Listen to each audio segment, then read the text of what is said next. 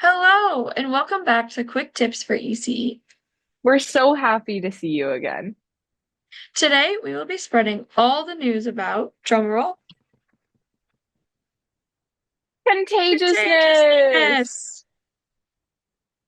Sending a sick child home might seem like it will protect your classroom, but will it really?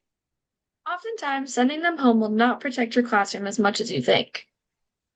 Many illnesses are actually contagious before symptoms show up. This means that a child is at risk of spreading germs to others before they even know they're sick.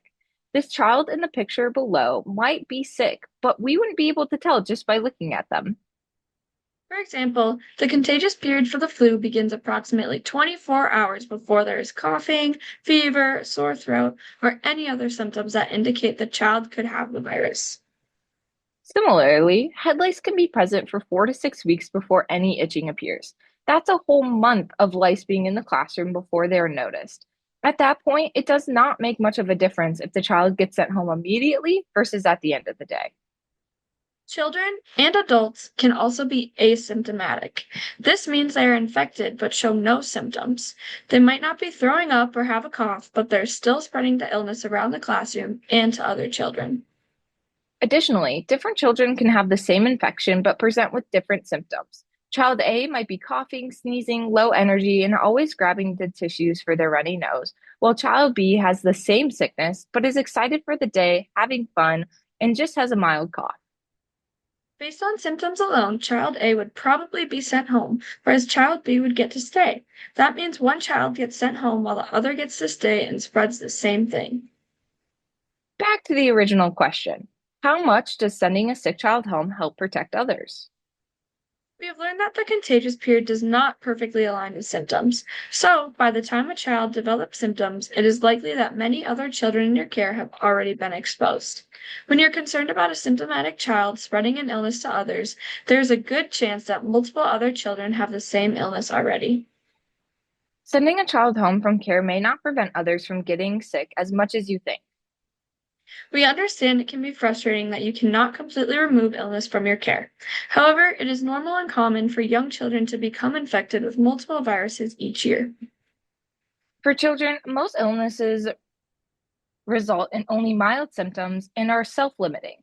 This means that they will get better without treatment and should get better within a few days. There are many common patterns with illnesses, but ultimately, each case is different. We can use the key exclusion criteria to help assess whether a child should go home. Remembering the phrase arm will help with this process.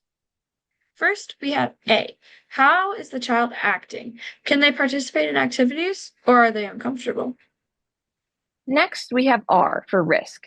Is the child at risk of spreading harmful diseases to others? Most diseases will take care of themselves with a little TLC, but very rarely there could be something more. If you're concerned that symptoms are worse than expected, encourage the family to contact their primary care provider. Finally, the M for more. Does the child need more care than the staff can provide without compromising the health and safety of other children? Coming back to the exclusion criteria and remembering ARM can help determine whether a child should stay or go home. In addition, caring for our children has detailed rationales for inclusion versus exclusion. We also have a health policy template wizard tool right on our website that can help you write a high quality, best practice based health policy for your center quickly and easily. Overall, health and safety will always be the priority. However, make sure to assess the situation and your resources before sending a sick child home. As you just learned, by the time you're thinking about sending a child home, others in the class have likely already been exposed. This means that sending a child home immediately might not help as much as you think. It was a pleasure as always. Reach out if you have any questions.